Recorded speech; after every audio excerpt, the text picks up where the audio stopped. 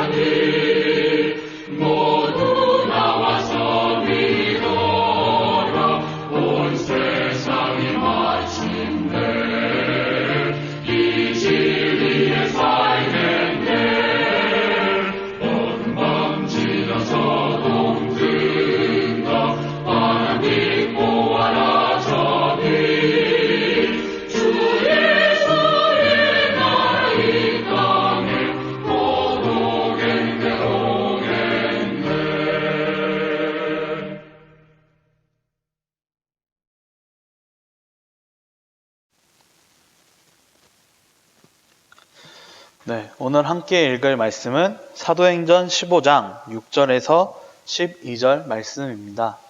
사도행전 15장 6절에서 12절 말씀 우리 함께 읽도록 하겠습니다.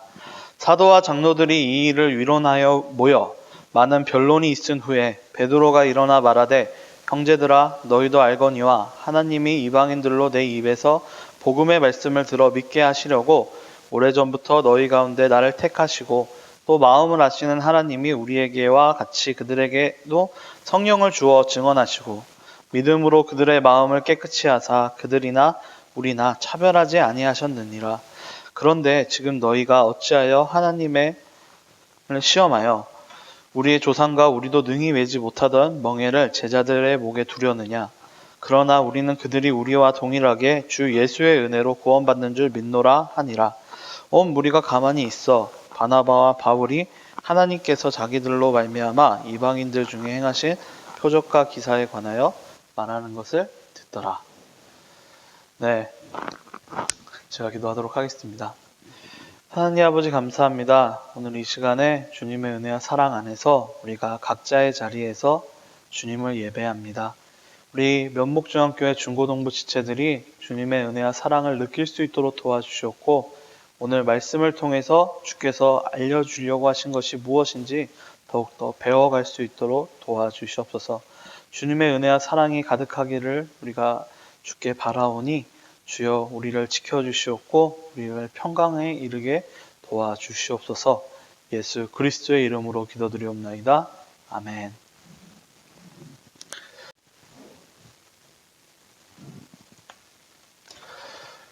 각자의 처소에서 하나님을 예배드리고 계시는 우리 면목중앙교회 중고동부 지체 여러분, 하나님의 은혜와 평강이 여러분들과 함께 하시기를 소망합니다. 오늘 함께 읽은 본문의 말씀은 예루살렘 회의에서 베드로가 변론하는 장면을 담고 있습니다. 우리가 베드로의 변론을 먼저 살펴보기 전에 예루살렘 회의의 이제 배경을 함께 살펴보도록 하겠습니다. 예루살렘 회의는 일어난 배경은 바로 이것입니다. 스데반 지사님께서 순교를 당하고 나신 뒤에 이스라엘에서는 유대인 예루살렘에서는 초대교회에 대한 핍박이 심해졌습니다. 이런 상황 속에서 예루살렘 내에서 예수님의 말씀을 전하는 것은 매우 어려운 일이 되었죠. 그렇기 때문에 예루살렘 교회에 있었던 교인들에서는 자신들의 지역으로 돌아가던가 아니면 다른 지역으로 선교하기 위해서 나아간 사람들이 등장하기 시작하였습니다. 우리가 함께 볼 수 있는 사람들 중에 한 분은 빌립 선교사님이고, 그리고 빌립 지사님 다음으로 우리가 함께 볼 수 있는 것은 바로 바울과 바나바 사도가 되겠죠. 이들은 각 지역을 통해서 각 지역에서 예수님의 복음을 전파하였습니다. 근데 그런 상황 속에서 그 지역에 있었던 유대인들 뿐만 아니라 그 지역에 있었던 이방인들이 복음을 받고 이제 변화되는 사건이 일어나게 되는 것이죠. 즉 기독교인이 되는 사건이 일어난 것입니다. 이런 사건이 일어나자 거기서 문제가 생기게 된 것이죠. 어떤 문제가 생기느냐? 바로 이 이방인들이 할례를 하지 않았는데, 할례는 이제 유대인들이 이제 유대인으로서 인정받는 하나의 예식이었죠. 그 할례를 받지 않았는데 어떻게 기독교인이 될 수 있느냐라고 이야기를 하는 것이었습니다.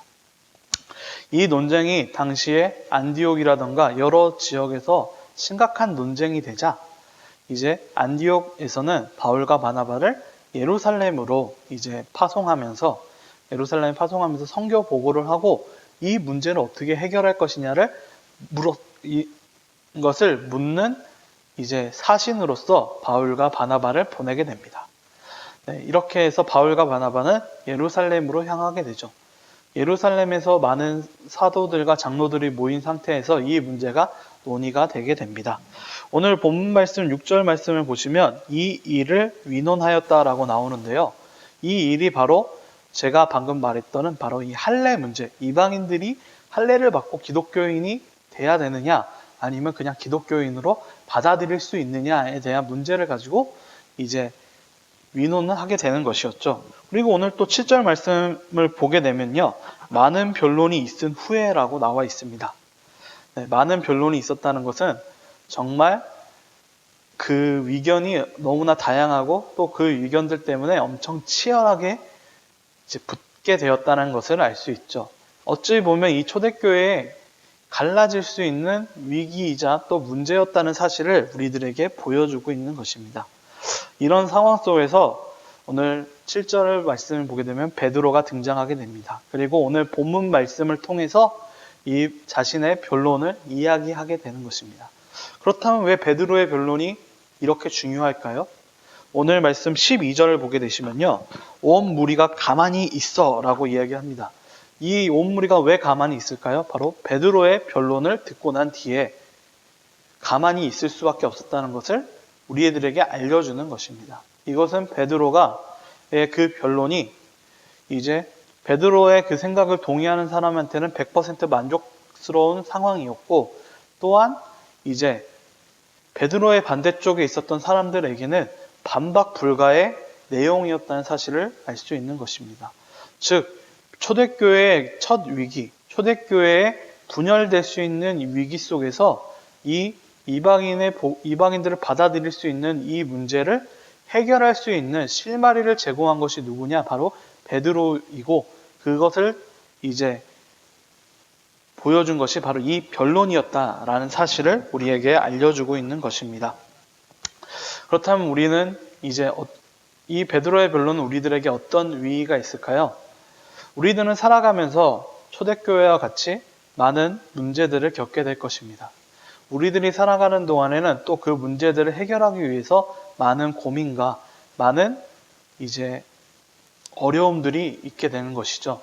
그런 상황에서 과연 어떤 생각을 가지고 어떤 원리로 가지고 우리가 이것을 해결해 나가야 될까요?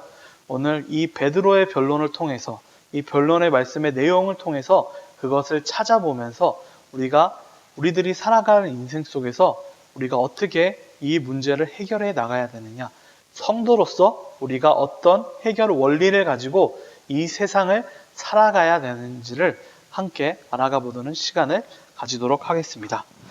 네, 오늘 본문 말씀을 보시면요. 오늘 7절 말씀을 함께 읽어보면 베드로가 이렇게 얘기합니다. 베드로가 일어나 말하되 형제들아 너희도 알거니와 하나님이 이방인들로 내 입에서 복음의 말씀을 들어 믿게 하시려고 오래전부터 너희 가운데 나를 택하시고 라고 이야기를 하고 있습니다. 즉 베드로 사도는 제일 처음 이 변론을 통해서 제시한 메시지는 하나님께서 이방인의 전도를 원하신다는 것을 이제 먼저 선포하고 있는 것이죠. 즉 제시하고 있는 것입니다. 즉 하나님께서 이방인 선교를 원하신다는 것은 바로 하나님의 뜻이 바로 이것이다라는 것을 먼저 제시하고 있는 것이죠.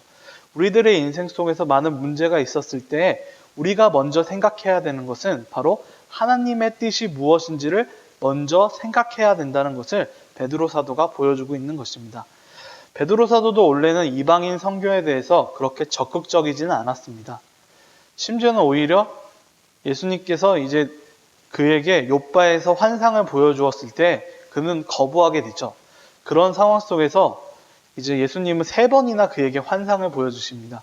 우리가 알 수 있는 것은 예수님께서 3번이나 그렇게 보여주셨다는 것은 이제 그러니까 하나님께서 이 이방인 선교를 얼마나 원하시고 있었는지에 대한 하나의 예가 되겠고요. 두 번째는 베드로조차도 이것에 대해서 얼마나 반대하고 있었는지에 대한 그 모습들을 보여주게 되는 것입니다. 하지만 결국은 베드로는 고넬료의 집에 가게 되었고 거기서 이방인들이 세례를 받고 또 그 세례를 받음으로써 성령 충만하게 되었다는 사실을 그들을 보게 되었습니다. 그리고 이것을 또 예루살렘에 이제 함께 보고하게 되었지요.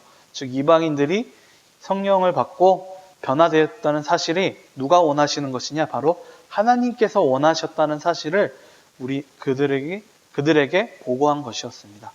베드로는 바로 이 이야기를 다시 꺼내고 있습니다. 바로 이 이방인의 선교, 또 이방인들이 그리스도인이 되는 것은 하나님이 원하시는 것이다라는 것을 먼저 이야기하고 있는 것이죠.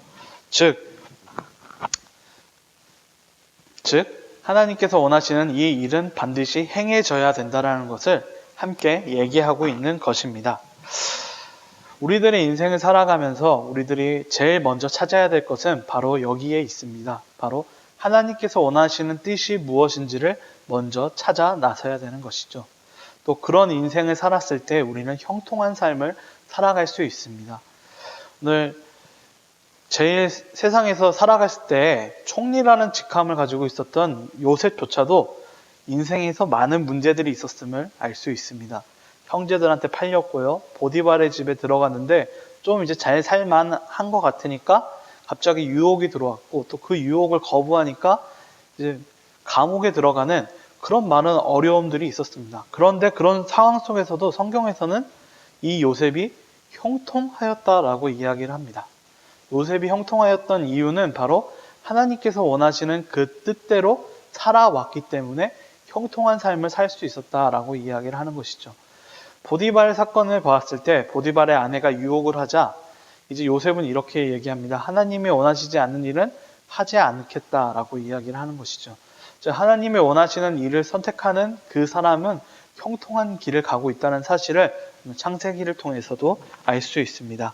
그리고 우리들의 삶 속에서 우리들은 정말 많은 가치관들 그리고 많은 상황 속에서 다른 생각들을 가지며 살아갑니다. 하지만 이 다른 생각을 가지며 살아가는 우리들의 인생 속에서 우리가 그 문제를 맞닥뜨렸을 때 우리가 제일 먼저 해야 되는 것은 바로 하나님의 뜻을 구하고 그 뜻이 무엇인지를 찾아 나가는 것입니다. 그렇다면 하나님의 뜻을 찾아 나가는 방법이 무엇이 있을까요? 그것은 바로 하나님의 말씀을 가까이 하는 것이겠죠. 왜냐 하나님께서는 자신의 말씀을 바로 이 성경 말씀을 통해서 우리들에게 남겨놓으셨기 때문입니다. 우리는 이 성경 말씀을 보면서 하나님의 뜻이 무엇인지를 더욱더 찾아가고 그것이 무엇인지를 더욱더 사모하는 마음으로 나아가야 할 것입니다. 베드로가 자신의 변론에서 제일 처음 제시하였던 것은 바로 하나님께서 원하시는 길을 행해야 된다. 하나님의 뜻이 무엇인지를 제대로 알라라고 이야기하고 있습니다. 그렇다면 베드로가 자신의 변론을 통해서 말한 두 번째 메시지는 무엇이었을까요? 오늘 함께 본문을 읽어보도록 하겠습니다. 8절 말씀 함께 읽어보겠습니다.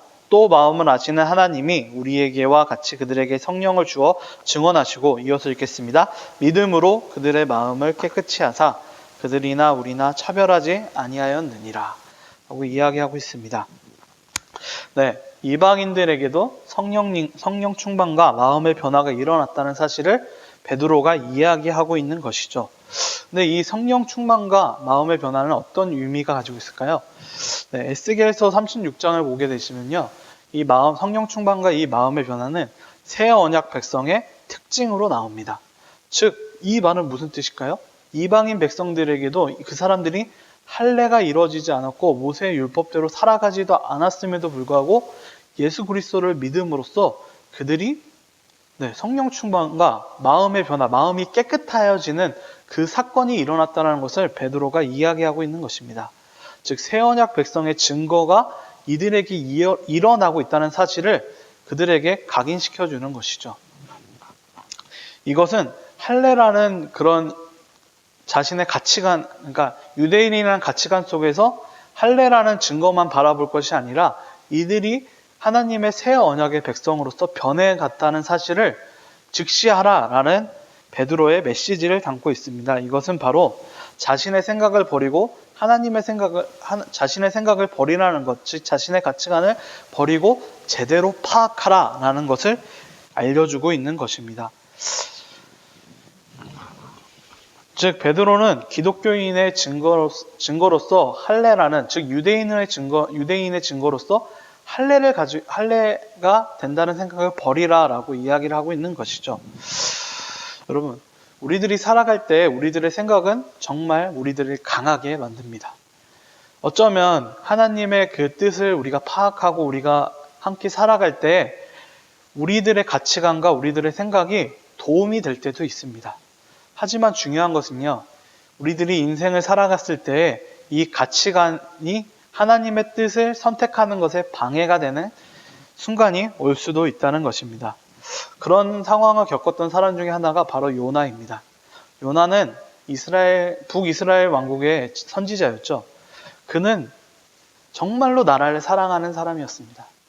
얼마나 사랑하였냐면 하나님께서 니느웨를 멸망시키겠다고 하셨을 때 그들에게 회개의 메시지를 선포하라 라고 명령을 내리셨을 때 그는 어떤 행동을 하였나요? 도망을 쳤죠. 다시스로. 이것은 그가 애국심에 너무 젖어 있던 나머지 하나님의 명령을 거역하고 다른 곳으로 나아갔다는 것을 의미합니다. 여러분, 여기서 우리가 좀 주목해서 생각해야 될 것은 요나는 정말 하나님의 선지자였고 하나님의 명령을 받는 사람들 중에 하나였죠. 그럼에도 불구하고 자신의 가치관을 버리지 않았을 때 하나님을 떠난, 그러니까 하나님과 멀어져 가는 그런 모습을 보이게 된다는 것을 우리에게 알려주고 있습니다. 하나님의 선지자조차도 자신의 가치관을 버리지 못하였을 때 이제 이런 문제점이 도출하게 된다는 것이죠. 정말 우리들은 각자의 세계관대로 살아가고 있습니다. 그리고 각자의 배경에 따라서 우리들의 가치관이 정해지겠죠. 하지만 중요한 것은 이 가치관을 언젠가는 버려야 될 때가 온다는 것입니다. 그것이 언제냐? 바로 하나님의 뜻 앞에 우리가 반대의 입장에 서 있었을 때입니다. 우리들의 입장 차 때문에 하나님의 뜻을 받아들이지 못한다면 우리들은 과감하게 그것을 버려야 됩니다.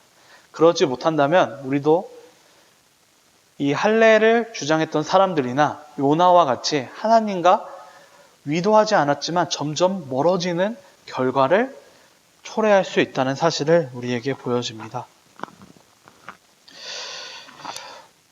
우리 확증 편향이라는 말이 있죠. 우리들이 생각하는 가치관에 빠져서 그냥 세상을 제대로 보지 못하고 그것을 그대로 해석해버리는 것을 이제 그걸 확증 편향이라고 얘기하는데요.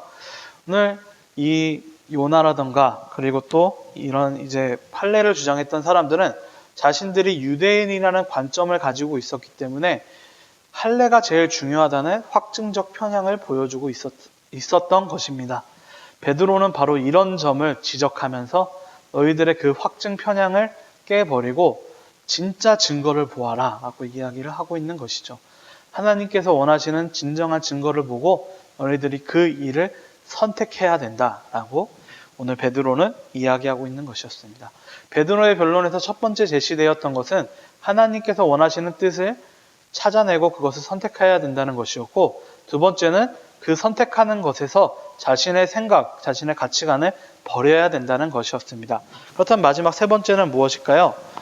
오늘 10절 말씀에서 베드로 사도는 이렇게 얘기합니다.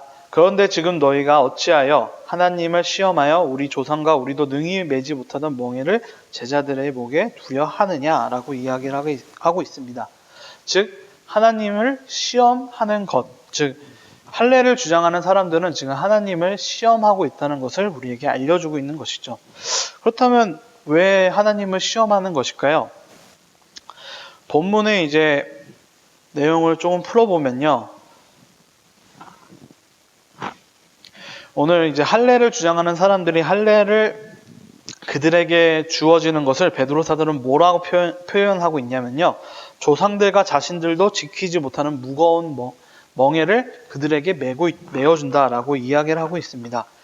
즉 자신도 매지 못하던 멍에를 왜 그들에게 매게 하느냐? 즉 이것은 엄청 무거운 멍에라는 것이죠. 즉 무거운 멍에라는 것은 이방인들이 이 멍에를 메었을 때 이제 너무 무거운 나머지 이제 실족할 수도 있고 또 그걸 통해서 이방인들은 그리스도인이 되지 못하는 결과를 낳게 된다는 것이죠. 여기서 중요한 것은 이방인들이 그리스도인이 되어서 하나님의 새 언약의 백성이 되는 것은 하나님의 뜻이라는 것입니다. 하지만 할례를 그들에게 계속 주장하였을 때 나오는 결과가 무엇이냐? 바로 하나님께서 원하신 새 언약의 백성이 되기를 원하는 그 이방인들이 새 언약의 백성이 되지 못하는 결과를 초래할 수 있다는 사실을 지금 베드로 사도는 이야기하는 것이죠. 즉 결과적으로 봤을 때, 일의 결과적으로 봤을 때 그것을 주장하였을 때 과연 하나님께서 원하시는 방향으로 가겠느냐? 그런 방향으로 가지 않는다라는 것을 베드로가 이야기하는 것이고 또 그걸 통해서 베드로는 이자들의 행동의 그 결과가 하나님을 시험하는 결과로 나올 수 있다라는 것을 이야기하고 있는 것입니다. 즉 우리들에게 적용했을 때 우리들의 행동과 그 결과들이 과연 어떻게 적용될 것인지를 생각하면서 이 모든 행동들을 결정해야 된다는 것을 우리들에게 알려주는 것입니다.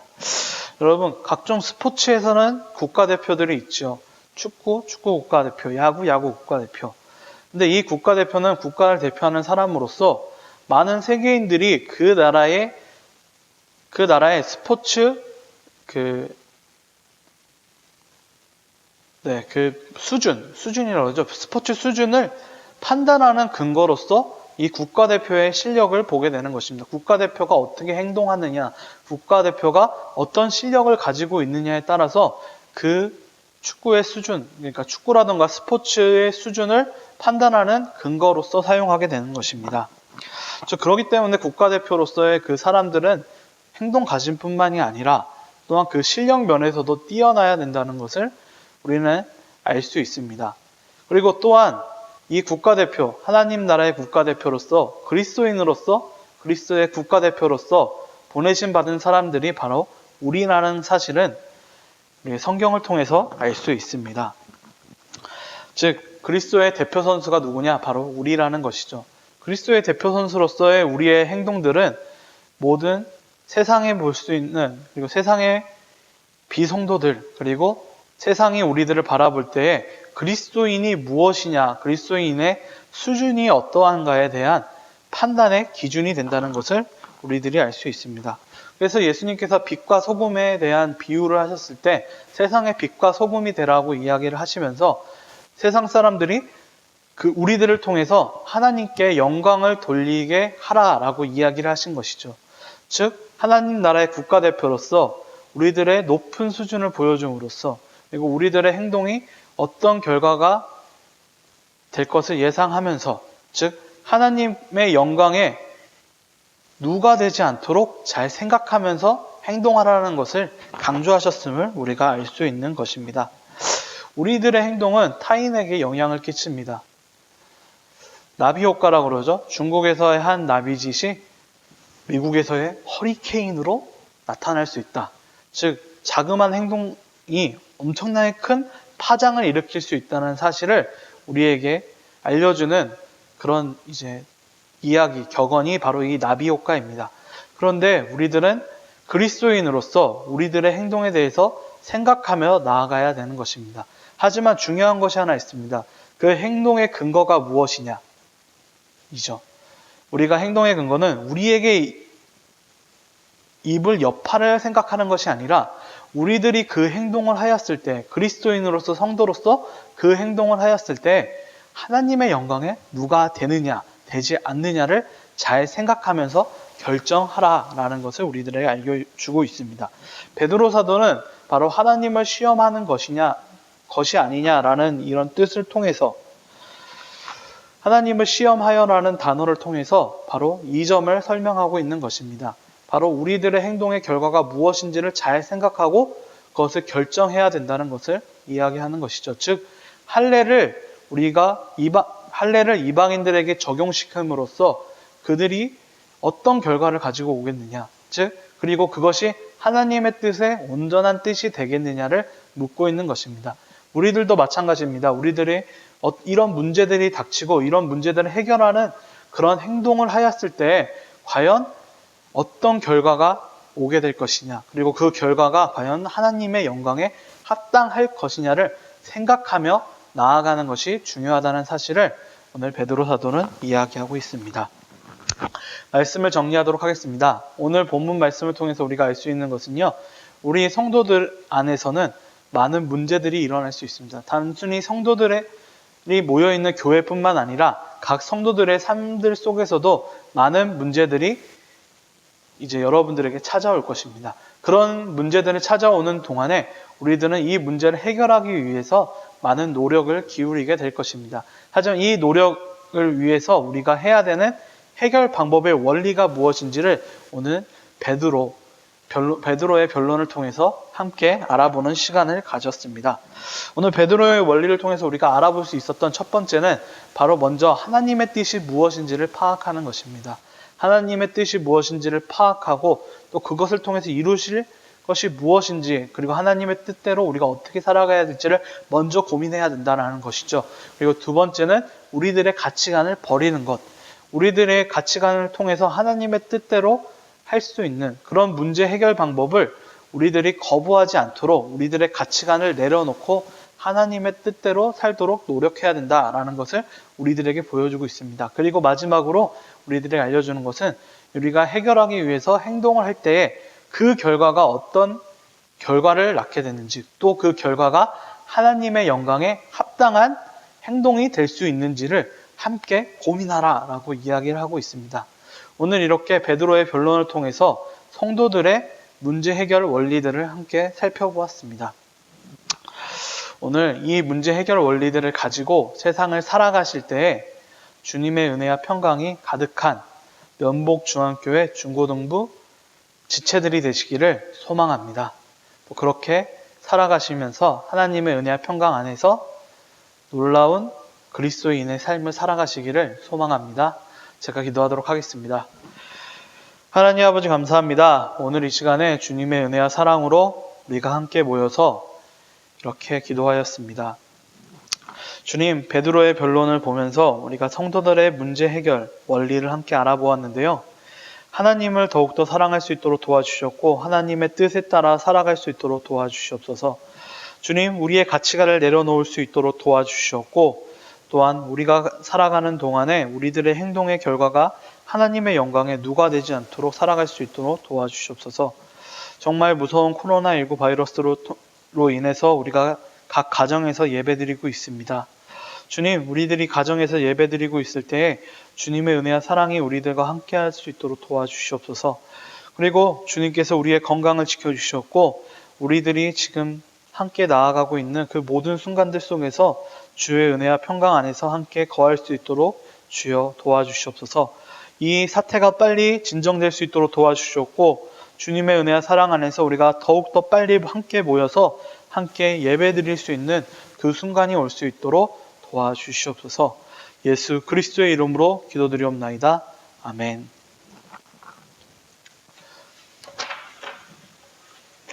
네, 함께 주기도문을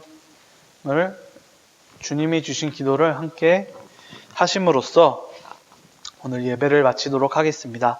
하늘에 계신 우리 아버지여, 이름이 거룩히 여김을 받으시오며 나라에 임하옵시며 뜻이 하늘에서 이룬 것 같이 땅에서도 이루어지이다.